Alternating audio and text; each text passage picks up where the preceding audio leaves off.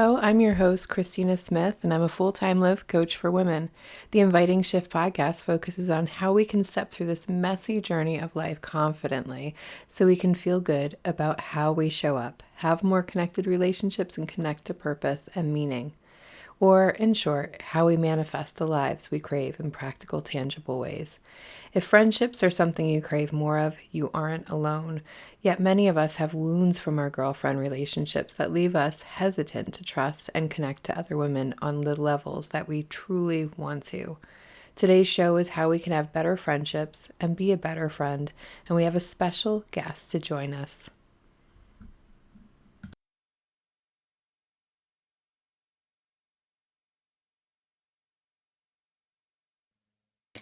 Well, today we have a guest, just like I was just talking about. Today we have Joanna Klein, and Joanna is from Journey to Legacy, where she teaches women how to, and men, how to relook at their life story so that they can see all the gifts and the gold of their journey. So welcome today, Joanna. Thanks for joining us.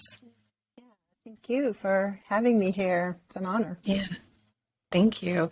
And today we're going to talk about something that Joanna's been doing a workshop on that I saw and I was just so taken by because it really changed how I saw female relationships. So if you have a girlfriend wound, we probably all have one, and Joanna is going to tell us more about it and how that impacts our confidence as we get older, not only in ourselves, but how we make new friendships. I know a lot of my clients are getting to that point of the empty nest syndrome, and they've just gotten to this point where they have their life back and they can do more things. But suddenly they're like, how do I make friendships? And we have these wounds from our old friendships that have made it really challenging for us to trust other women. So again, welcome and thank you for being here to talk about this. I think it's so important of a subject. So tell us a little bit about this girlfriend wound and what you've learned about it that's really changed your perspective on how we make friends and be a friend. Yeah, sure. It's interesting because it's one of these topics that doesn't really get talked about much.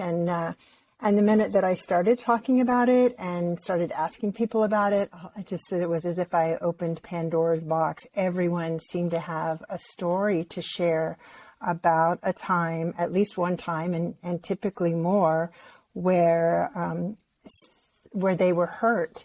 They felt they were wounded, really emotionally, as a result of a relationship with another woman. And it could be, most of the time it was girls or women that they consider to be friends who, something went awry in that relationship. And this all came up for me as a result of having gone on an adventure with 17 other women just a few months ago to South Africa. And I found myself telling myself old stories, things that I had. This wasn't the first time that I was like wondering if I was liked and whether or not I was boring and worried about whether or not I was if I was being accepted. And it was nothing to do with them. They were wonderful women. But I started looking at this and this is really strange. This isn't the first time that I've questioned myself in relationship to other women. And they were, for the most part, women that most of them I'd met for the first time. So I was realizing it's like me in a new environment with women, making new friends, this stuff is coming up. So it caused me to do some research.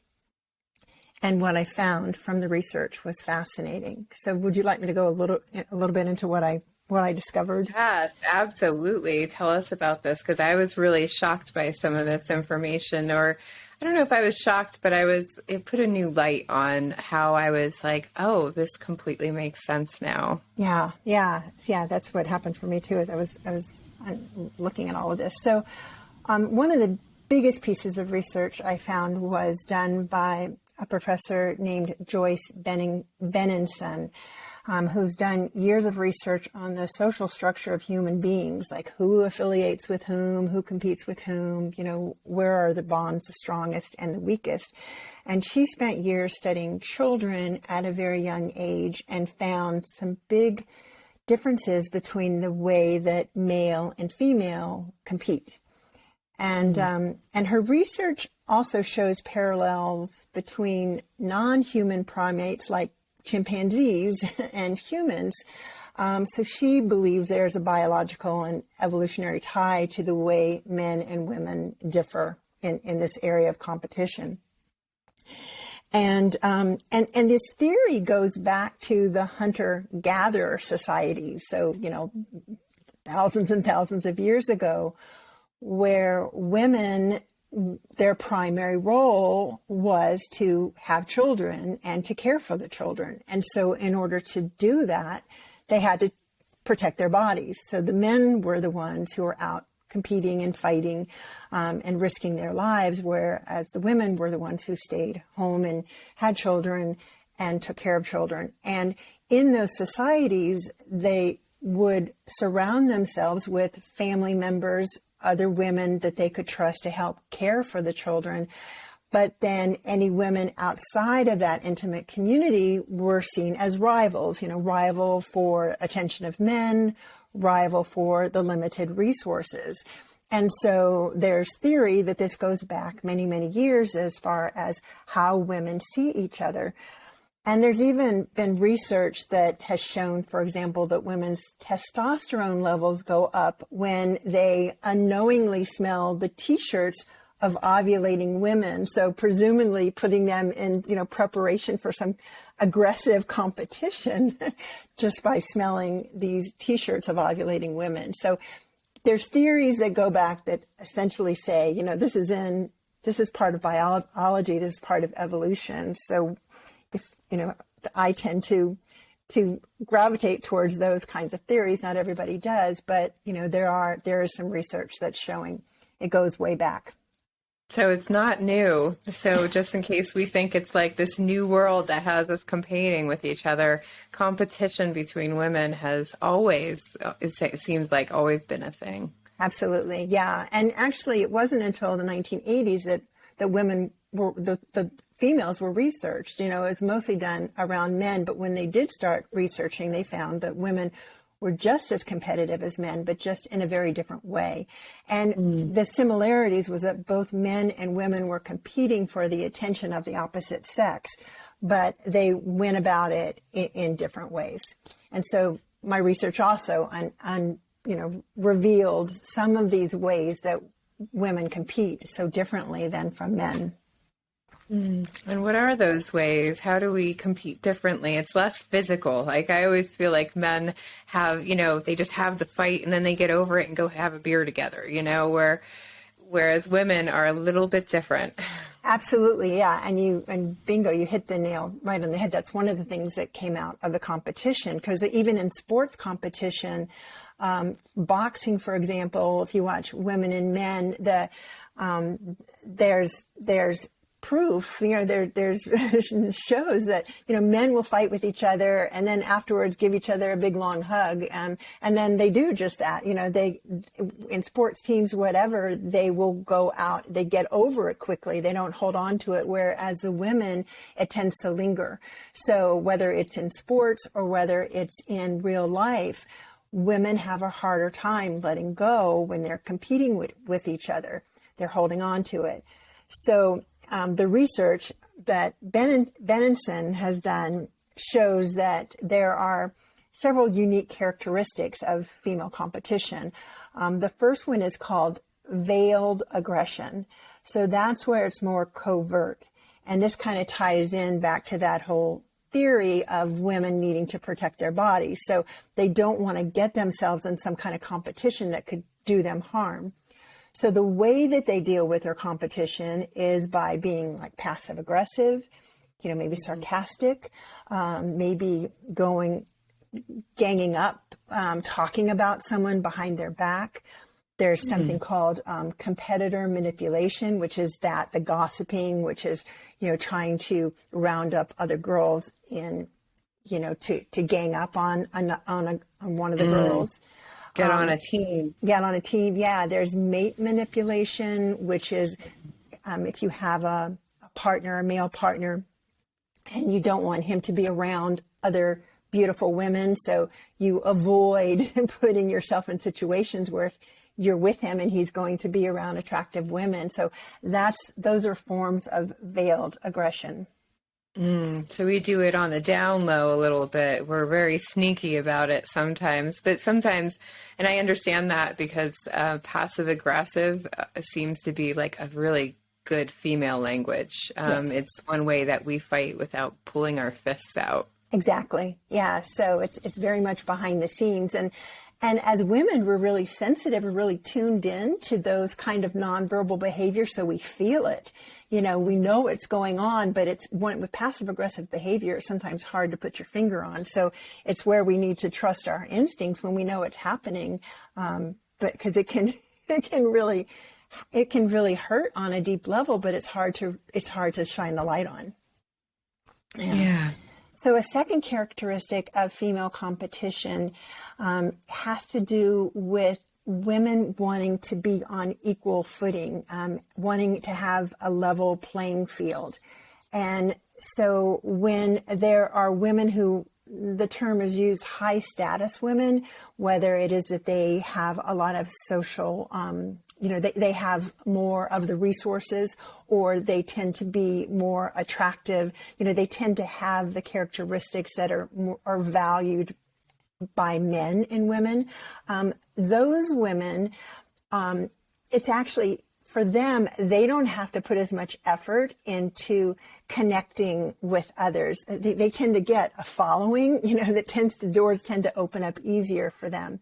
But for the rest of the women who are not feeling like they're high status, there's an attempt to control each other by making rules, by trying to, they choose each other where they feel like more on equal footing.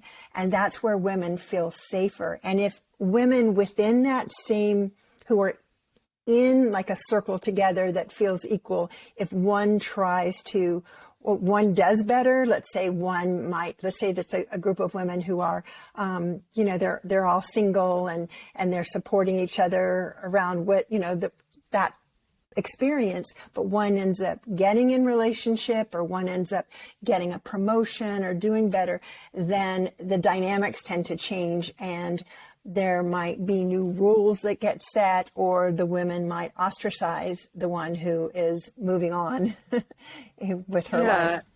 And I have so the example that I worked on when I went through your workshop was in high school. I had this really, in high school, some of my friends there was reasons why we could no longer be friends. Our parents had a big problem with us being friends. So I was kind of alone, and in comes this girl from, a big city, and she's got the attention. I mean, she looked like she was 20 when she was in high school as a sophomore.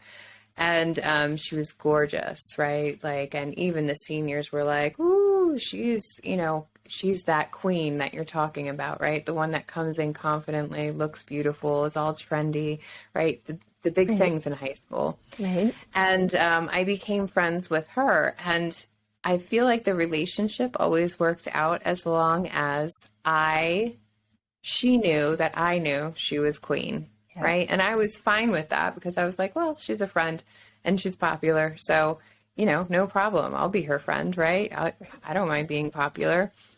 But then what happened is as I got more attention from men, one day she was just like, yeah, no, we're not friends anymore. Mm-hmm. She never called me back, nothing. And then like 2 weeks later, she had a friend where, she went down the ladder and was like, let me get someone who won't compete with me. Absolutely. And it really hurt because I thought that we were deeper friends than that. But then looking back, I was like, well, I kind of used her for her popularity, and she used me to feel good about herself because wherever we went, she was the spotlight, right? And I didn't mind being the sidekick.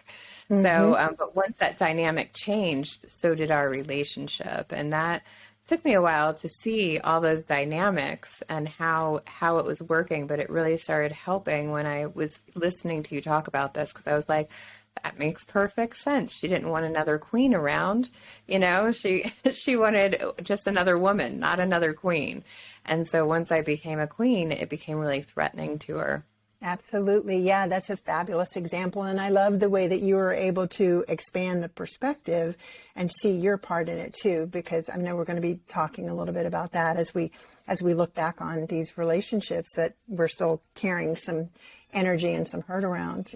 Part of the process is broadening the perspective. Yeah. Yeah. And there's a third characteristic too.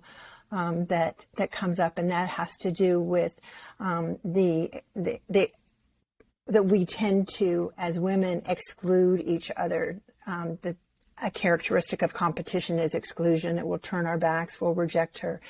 And what's interesting is Joyce Benenson, in her research, was looking at girls as young as 4 years old, and again comparing boys and girls.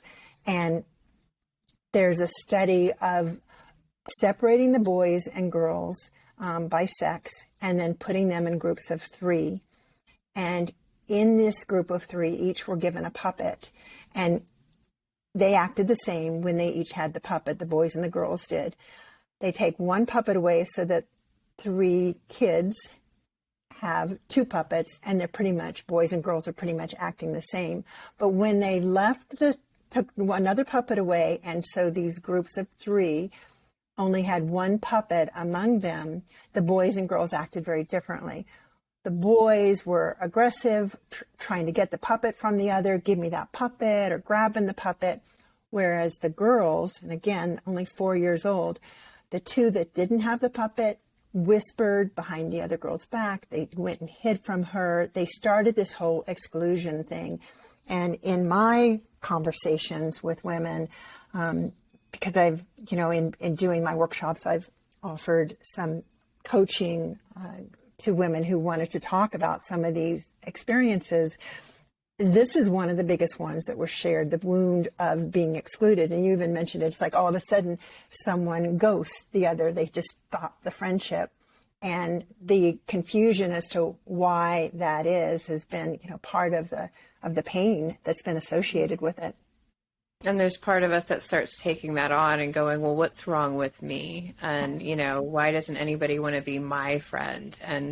And not having that information, not having that conversation, just the ghosting, which I think is even more popular today, is it can be so hurtful. At least it was to me. I had so many friends that have just ghosted me. I'm just like, well, what happened? What did I do? And, I think it's one of the ways that we learn to stop telling ourselves that and going, well, they had something going on. Exactly. And that's how I've had to reframe it in my head, that it just wasn't meant to be, I guess.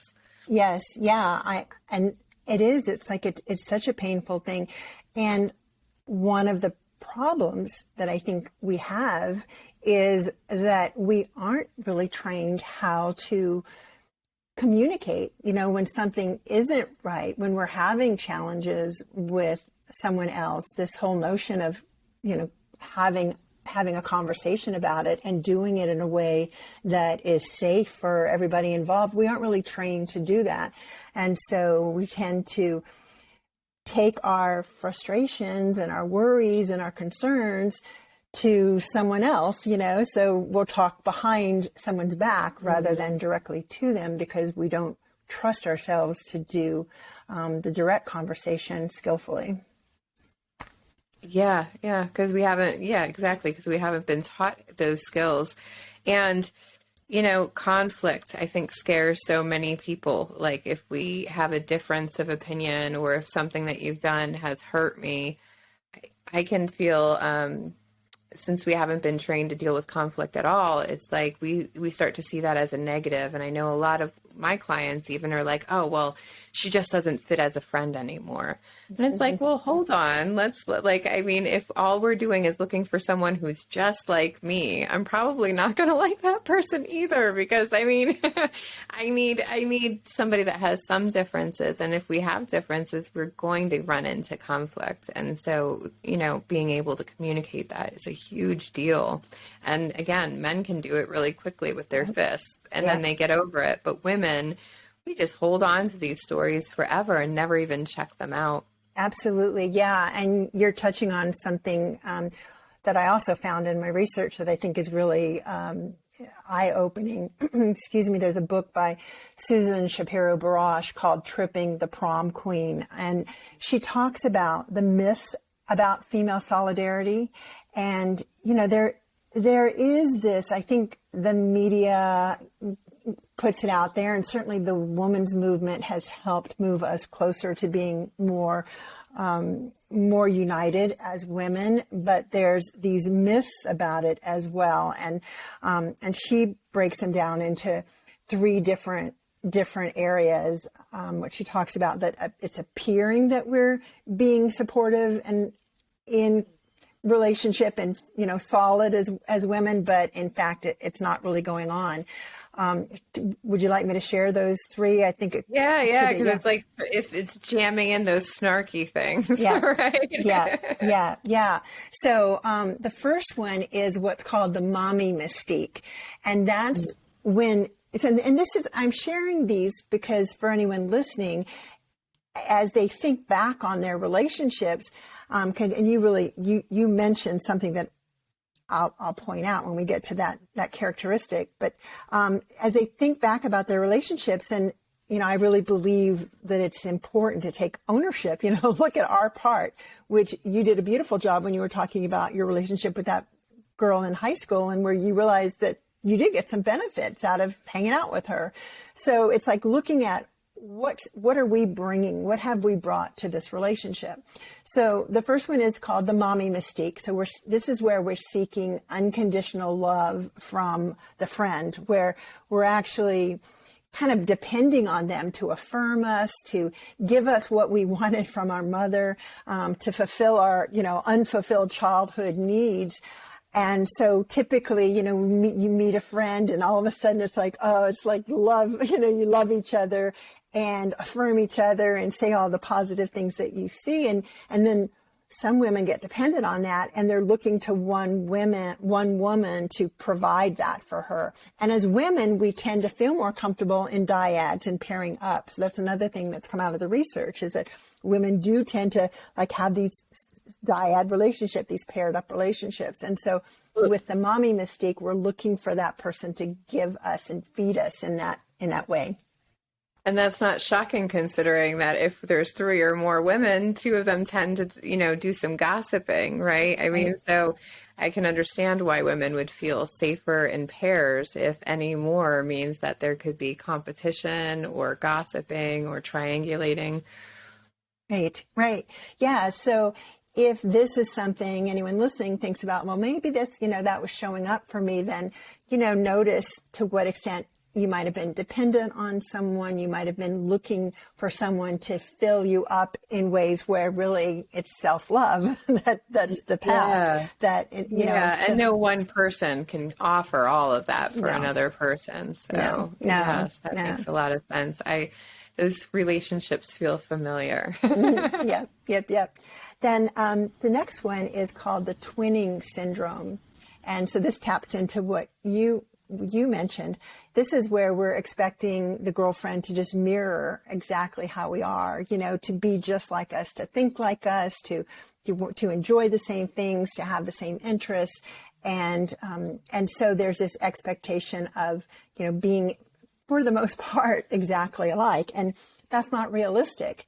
And the minute that somebody does, has some different interests or wants to go do something with somebody else, then the relationship can fall apart if there's too much dependency there and expectation of being just the same. And so, the way to to overcome that is recognizing, accepting these differences, accepting, wanting to be with friends that aren't exactly like us, and allowing for more space. And also our own authenticity, because it always brings me back to that quote that Brene Brown has, like, fitting in isn't the same as belonging, right? Fitting in is, I'm going to pretend to be like you so that you will accept me. And belonging is, I'm going to be who I am, and I'm going to hope that you're going to accept me anyway, right? For whoever I am. So learning to get to that mature space where we realize we don't have to be like everybody else. We can be our own person, and that should be respected, just as we could respect other people for being in their own authenticity. Absolutely. Yeah, I so agree with you. And when I'm doing work with clients too, it's like saying that the more that we're able to feel in our authentic selves. And for me, I feel like we get there one way in my program is through looking back on our stories, writing our stories, and looking for another perspective, and really owning who we were through all of our stories. And once we start moving to that place of self-acceptance and showing up as we are, we tend to attract people who are like-minded, but by accepting ourselves, we also accept their imperfections too. So I think it's, there's like, it's a win-win in moving towards that place of showing up as our authentic selves, and not worrying so much about being like, trying to find someone who is, you're having to pretend like you're exactly like them in order to be their friend. That people-pleasing piece that tends to come up for us as women. Right. Especially in high school. And I think that as we get older, I hope that as we get older, as I've gotten older, I've become a lot more authentic. And I'm just like, well, if you can't handle that piece of me, then I don't know what to tell you. Like, we either have to have conversations about it, or maybe we're not, this fit just isn't right. I mean, because that is who I am. And there are certain things that may not fit for other people, and that's okay. Absolutely. Yeah. And I love that about you. Yeah. And one other thing about this whole twinning syndrome, because this does come up as a question, is that it's absolutely okay to want to have friends where you have similarities. It doesn't mean that just because you want that it's an automatic twinning syndrome, but it's when the expectation is such that you just are like a total match around everything, and there isn't room for differences in a healthy way, then that's where it goes. And I've run into women who, they were like, oh, we were the same person. And then all of a sudden they said this one thing or had this one view that was so different that I couldn't be friends with them anymore because they were so different. And I was like, but they were the same person as you up until that moment. And it's like, yeah. So when we need someone to be exactly like us, that's almost like a little scary, because then that means that friend doesn't have a whole lot of growth for you either. And one of the greatest gifts I think we get from other female relationships is growth, is learning, how Joanna does things differently. And isn't that interesting? And can I learn something from that? Or can she learn something from me? I mean, that's what some of the really valuable areas of relationship, I think. Yeah. And I think, certainly we've seen relationships fall apart all over the place around, in our current political climate and the differences. And there are places to meet. And, I think that's an important thing to keep in mind. Yeah, but we focus so much on the differences sometimes that we forget, like, even amongst the political parties, I still believe that most people in our country want to be happy, healthy, and have, space for their family to grow. Like, that's really what most of us want. So, I mean, most of who we are as human beings is so much the same. But for some reason, I think that women especially, we find these divisions and then we're like, oh, we got to separate. We Yep. can't be part of that other. And instead of being like, wow, how can I be more curious about this? Absolutely. Brought to you by Christina Smith Coaching and the Confident, Connected, and Impactful Coaching Program, where you can transform with the help of a coach and a small group of authentic, connected women if you choose. Since we're talking about relationships today, I wanted to offer a quiz so that you can find out what archetype has your relationship superpowers. Then you can indulge in your gifts and also find more balance with some of the other archetypes. You can find the quiz at christina-smith.com/relationship quiz or click the link below for the Super Relationship Superpower Quiz. And if you crave some change, contact me and let's see how I can help you feel good about who you are so that you can be confident in your skin and your self-talk and have more deeply connected relationships. Absolutely. But then the third myth about female solidarity is where the type is called foul weather friends. This is that misery loves company, where a group of women get together. They're all divorced and they're all complaining about their marriages and complaining about how there aren't any good men out there and that kind of stuff. And then one finds a relationship, and then all of a sudden that relationship falls apart, with the women. And so that we want to pay attention to is like, are we surrounding ourselves with friends who we complain about the same things, and then setting ourselves up for not having that relationship endure when one of us gets past whatever it is we're complaining about. Yes, I know this. I'm very familiar with this. Some women in my family, we were really close when what we would do is sit around and talk about the other women in our family. Yeah. But once I did like a lot of my personal growth, I went through a Woman Within weekend, and I was like, actually, I want to be really supportive of other women. It started becoming hard because I wouldn't participate in those complaining conversations anymore. And I wanted ideas of how can we empower ourselves? And we all know that person who wants to vent and really just gossip does not want to think about the personal growth, wants to be justified and, validated in her complaining and her thinking. She doesn't really want a solution. She doesn't really want to change that relationship for the better. And so I lost a lot of friends and family when I started doing my growth, because I would no longer indulge that kind of conversation. And I would try to give them, well, maybe this, maybe that, you don't know. And it just became really frustrating to have conversations. And so that did, leave some of my friends in the past because I no longer wanted to engage in that way. God, I so relate to that. In fact, I remember making the decision, I'm not going to gossip anymore. That's not where I'm not going to go there. And someone accused me of not being any fun to be around anymore because I wouldn't gossip. Yeah, well, if that's not fun, then I just think that there's probably, I used to think too, in that way, I used to think well, what would we talk about? And it's it's amazing when you stop gossiping, you have a lot of time to do stuff for yourself and, really grow yourself. And then you have things to talk about.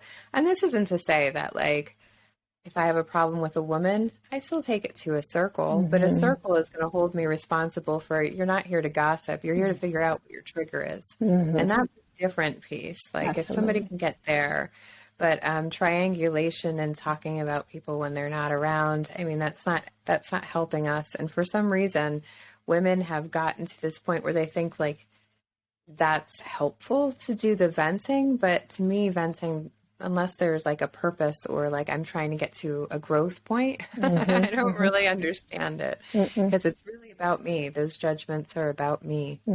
Absolutely. Yeah, it's totally true. Yeah. And I think that's how we start healing, how we start finding a path to having better relationships with women. One of the things that I like to say, that the Dalai Lama said that the world will be saved by the Western woman. And I think that's true. And I don't see how we're going to get there unless we learn how to better trust each other. and that I've in my discussions with women hear this pain that they're carrying and this distrust that they have formed around, being with other women, and they're also not trusting themselves to make good choices and to enter into relationships with other women. And so I think that understanding that what we have going on, it does have those, if you believe the evolutionary and biological, backstory there, that's in our DNA, and culturally, it's been ways that we've been trained to be nice and to not address things directly. If we recognize that and start saying we as human beings have choices, we can choose to do things differently. Yes, and this talk has been so helpful because I really had a shame around this for a long time. Like, wow, what's wrong with me? Why don't I know how to be a good friend? Why is that? Is there something? And I used to think it was just in my DNA, right? Like it must be in my DNA that I am going to be competitive and mean and judgmental, because I still am. As much as I want to love and support women, oh, if I'm scrolling through that Facebook feed, all of a sudden I can see something and be like, who does she think she is? And I have to catch myself. Yeah. Like, Christina, that's another woman. Like, why are we, what is my trigger around that? Mm-hmm. And that's where the empowerment came. And that's kind of what your workshop did, was like, okay, you see the wound, you see how it hurt you, but do you see how you participated in that? Mm-hmm. And I think in all of our relationships, there are red flags. There are things that are telling us like, maybe I could be acting better, or maybe I had something to do with the downfall of that relationship, not just me being different.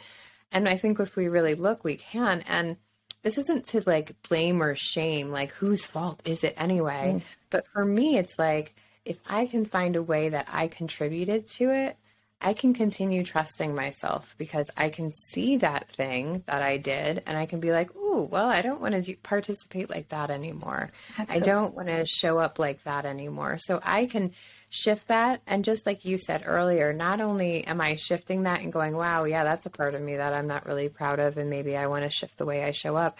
But then I start having more compassion for other women and going, wow, I wonder what happened to them for them to show up that way, right? I wonder how I can help them to show up. I'm sure they don't want to show up judgmental and harsh. Mm-hmm. So I'm wondering, what happened to them that they are showing up this way, and I'm wondering how they can shift it.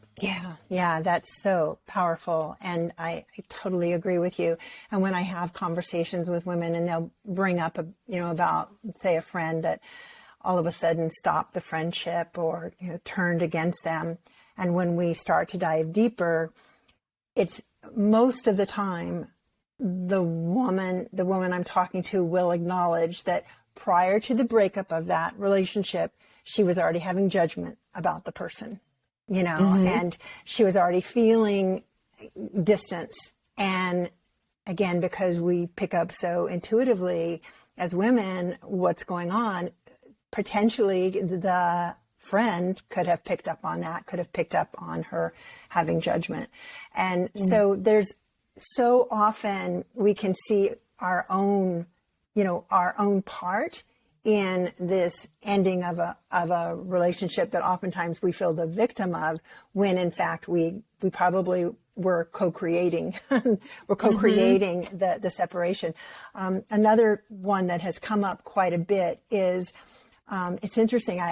Several women have shared a story about being in relationship with a man and having a best friend, and then sharing the heartbreak that she was feeling around the relationship, and how her relationship with the man was, it was breaking up, or he was mistreating her, and she would share it with her best friend. And then the woman would break up with the boyfriend, but then the boyfriend would come, go back into the relationship with the boyfriend, and the best friend would then not want to be friends anymore, or not want to be around the boyfriend. And how hurtful it was for the woman sharing the story. But as we explored it, the reality is that she has shared all these details. She shared all the dirt with the best friend. The best friend is very likely feeling protective of her, and then not knowing what to do with, the feelings now, and having judgment that the woman talking to me, the woman who's sharing this with me has made a bad decision. And so the friendships break up. But there's this whole piece to it, it's complicated. Right, but it's about a judgment about the woman's life in the first place, where it's very strange, isn't it? Like suddenly we think like, well, I would never go back to that man. How could she? And she's only going to hurt herself, and then it's going to be her own fault. And we act like that's okay, but that's not mine to deal with. That's hers to deal with. And that we take it on as if like, because she's uncomfortable, I'm going to be uncomfortable knowing that she's doing this to herself, right? Exactly. And so like suddenly I have to be the right fighter and be like, we can't be friends because I'm right about your relationship and you're not. Right. The right fighter. And, in those relationships, there's all this stuff that's been shared. So the ending of the relationship feels even harder because it feels like such a betrayal when we've poured our heart and soul out to a friend who is now like judging the decisions that we're making. Right. Because we've shared all of our vulnerable parts and now it feels like our vulnerable parts are being shunned. Yeah. So what are some skills? I mean, I know some skills that I think women are missing in friendships, because I got to tell you, when I showed up to my first Woman Within weekend, there was like 60 women and I sat there going, I wish that was 60 men. I would feel so much safer if it was 60 men, which is kind of insane, but it was my reality because the way that I was raised around women, and we were so very like, my mother was very competitive with me. And so it like competition was the essence of femininity. So when people were like, women aren't as competitive, I used to giggle like, that is insane. They're just not overtly competitive, right? They're more, like you said, undercover. They do it like in snarky ways. So how are some of the ways that we can start to re-trust women and have better relationships? Well, let's just take the example we were just talking about in terms of the friend who, is judging our choice to go back in a relationship that she doesn't think is good for us. So one way is to have a conversation about it. And many of the women that I talk to say, okay, I want to go, this relationship is important to me. You got to decide, is the relationship important to me? Yes or no. So you got to start with that if you're going to have a conversation. But if you've decided it's important and you want to repair this relationship, you want to maintain it, then having a conversation is a way of addressing some of this, bringing it out in the open instead of behind the scenes. But you got to do it very, very carefully. And when I say that, what I mean is you got to put yourself in the person, in the role of the person who's going to be hearing whatever it is that you're going to say. And I recommend like writing down first what it is that you're going to say, maybe reading what you're going to say into a recorder and listening to it. Because what's so important is to first honor what that person has meant to you, honor what the relationship has meant to you, honor why you're even having this discussion, and even honor their behavior, because most of the time, like in the situation we just described, that friend is trying to protect you. That friend is certainly projecting her own stuff, and yes, she's judging, but she's coming from a place of protection. So acknowledging that, and then letting her know that the relationship is important and letting her know what you want. The use of I statements where you're really owning your own stuff and you're not accusing. Nothing that you say could sound accusing is an important way to have a conversation. Now, in Woman Within, we call that a clearing conversation where we're really owning what it is that our part in it. But that can be an effective tool in repairing a relationship. Yeah, I love what you just said, because what I have always found is if I start with the intention, look, I want to have this hard conversation because I really value your friendship.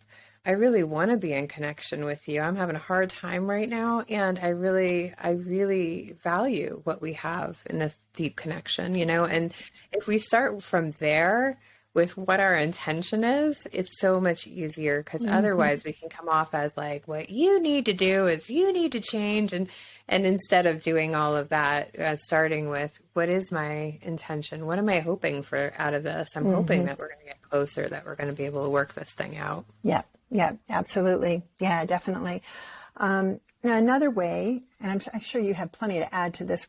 So, do you want me just to go ahead and share a couple of more Go things? ahead, share some more. Okay. Yeah. So another way that I see that we can improve our relationships with women has to do with something that you've already talked about, and that's like really accepting and owning our authenticity, our authentic selves, and letting go of that people pleaser aspect. And by owning who we are and showing up as who we are, then we can make those adjustments, and we, stop looking to other women to affirm us, to give the mommy mystique, the twinning, start looking at relationships from a more healthy, realistic perspective, where we're allowing the differences and allowing the differences within ourselves and showing up that way. Yeah, that authenticity is really, really important. And I think that shows up in a lot with asking for what we want. I think that's part of our authenticity. And I think that we don't do it often because for some reason we think everybody learned how to be a friend in the same way, or what's expected of a friend. And so we start assuming that, well, she should know she should call me once a week, right? She should know that if I need help with this and I don't just ask, that she should just offer, right? Instead of just saying, what is it that I actually want? And within that, like, sharing a vision for the relationship, because one friend to another, some friends love to talk every day and do the texting and everything. That's not me. If you need a everyday texter, I am not your friend. But if you need a solid phone call once a week, I can do that. I can do that. So really sharing, what does your vision of a good friend look like, and this good relationship look like? Doesn't mean you're going to get everything that you ask for. It just means that at least the other person knows what it is that you're expecting and can negotiate that with you, and vice versa, that you know what the other person is expecting. So you don't, if I am one of those people who texts every day and I've been texting for 3 days and haven't heard back from you, I don't have to tell myself stories anymore. I just know, oh, she's like Christina. She doesn't really text back. Right? Yeah, Right. exactly. I can stop telling myself stories about it, because that's usually what happens is we start telling ourselves, oh, they're not answering. It must be about me. Am I too much? Am I not enough? All of those stories come right back in. Absolutely. Yeah, definitely.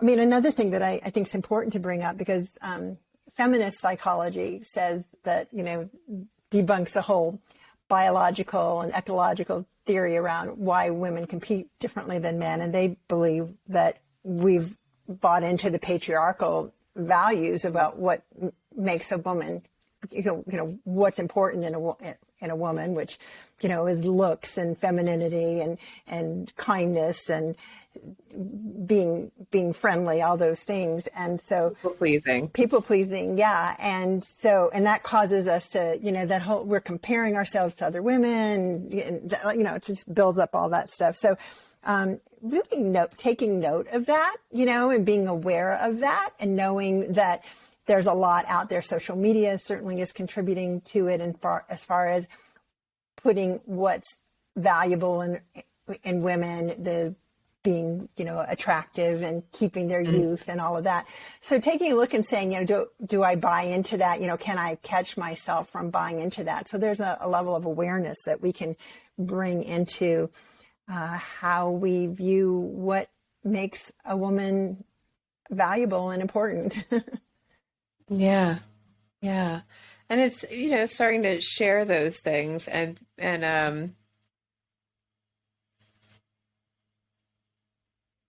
I guess what's coming up for me is I hear women, but I was such a good friend to her, right? And so that's like, well, you thought you were being a good friend to her, right? Because you were coming from the space where what you thought a good friend would do. And Susie might have a completely different idea of what being a good friend looks like. And so it's hard to have these conversations because I think, the ego doesn't want to be wrong about, but this is what a good friend looks like, right? The ego doesn't want to be wrong about that, but I'd like the women listening that they would just consider that there's 500 ways to be a really good friend, and we can't possibly do all of those. So the easiest way is to have those hard conversations and going, hey, look, I like to talk to people every day. What is it that you like, right? And start having, and it sounds like, like 5-year-old conversations, but that's really how we learned when we were 5 years old about, oh, she likes to play with dolls. She doesn't like to sing. So when I'm with Sally, I'm going to play with dolls. I won't necessarily sing, right? Like, so we learned that as we were children, but for some reason we got into this really competitive area where it's like only one girl can be the prom queen, right? And so all of a sudden we're like, oh, well, that means that there's only one person who's doing this feminine thing right, or whatever, instead of like, friendship doesn't have to be like that. We can have lots of friends for different reasons. And I really appreciate you coming on and having these conversations. If there was one thing that you wanted to leave us with, what would that be? And the concept of self-compassion. I think of everything, if we're able to bring that to ourselves and really accept that we're human, and being kind to ourselves, then it can open us up in extending that compassion towards others. And I think the more that we're able to bring that and to recognize, I think one other piece to add to it is, write down what you value in a friendship and be that, show up as that, and recognize it might not happen overnight, but getting back to being who you are. And then also, bringing on the self-compassion for the things that make you human. And that can really open you up to allowing some new opportunities for relationships in your life. Yeah, that's great, because the only point I had written down that I hadn't gone over was the biggest way to have better friends is to be a really good friend. Like, start focusing on the thing that you can control, which is you, rather than trying to control other people or how they see you. Show up in your authenticity and be a good friend in the way that you think you can be a good friend. And I think that works. Absolutely. Yes. So thank you so much, Joanna, for being here. I have Joanna's information around here somewhere. So just click on it and you'll be able to find not only more about Joanna, but about her program, Journey to Legacy. If you've ever thought that your life story might be interesting, or if you've even thought that it wouldn't be interesting, she will show you how to, what I use as the word, reperspectivize your journey, so that you can really see how you are the hero or heroine in your story, and that you had a lot of power and a really great journey. So beautiful. Yeah. Thank you so much for joining us, Joanna. Oh, yeah. Thank you. Thank you for your wise contribution to the conversation. Oh, beautiful. All right. Hey, beautiful human, just one more quick thing before you go. Thank you so much for hanging on there. I'd love to hear what you want to learn about or what you're struggling with. If you're feeling stuck, maybe you have struggles in relationships, not sure where you should go next, struggling with purpose or meaning in your life, tell me all about it and I will reply and may even use it in a show, anonymously if you choose, of course. Please write to me by clicking on the contact button around here or emailing me at christina-smith.com. I'd also love to hear your feedback, positive or constructive. Be sure to rate and review and share this podcast. We're new and we can use all of the help that we can get.